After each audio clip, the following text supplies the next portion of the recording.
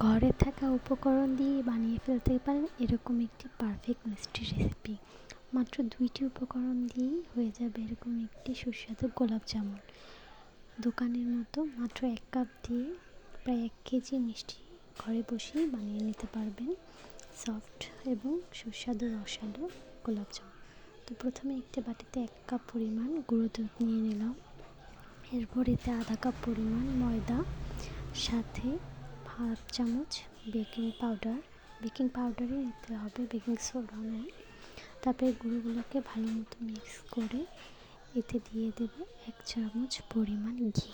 আপনারা চাইলে ঘির পরিবর্তে তেল ইউজ করতে পারেন এবং সবগুলো উপকরণ ঘির সাথে ভালোভাবে মিক্স করে নেব পুরো যাতে গুঁড়োটা ঝরঝরে হয়ে যায়।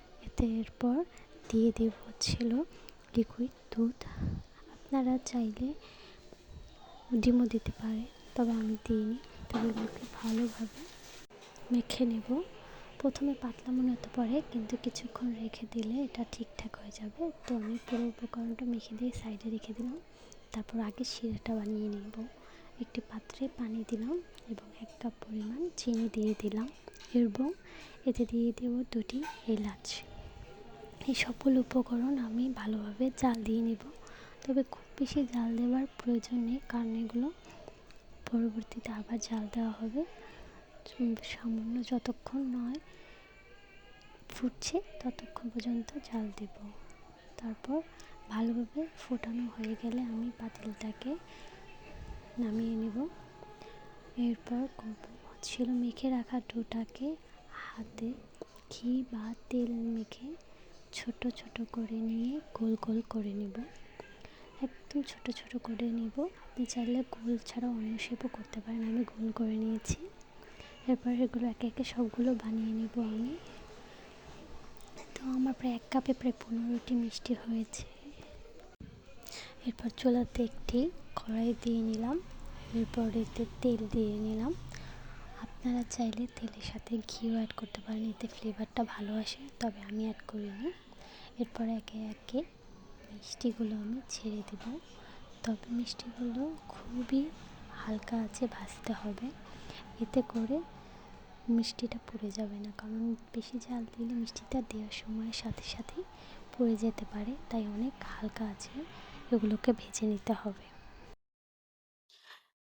এরকম আস্তে আস্তে আমি জাল দিয়ে মিষ্টিগুলোকে খুবই অল্প সময় ধরে ভেজে নেব। দেখতেই পাচ্ছেন আস্তে আস্তে মিষ্টিগুলো একটু ফুলে যাচ্ছে। প্রথমে দেখতে ছোট মনে হলেও পরে আস্তে আস্তে একটু ফুলে বড় হয়ে যায়।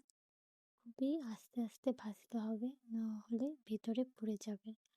আস্তে আস্তে ভেজে নিলে জিনিসটা ভিতরে পারফেক্ট হবে, ভিতরে দলা পাকিয়ে থাকবে না। রকম বাদামি রঙে আমি ভেজে নিয়েছি।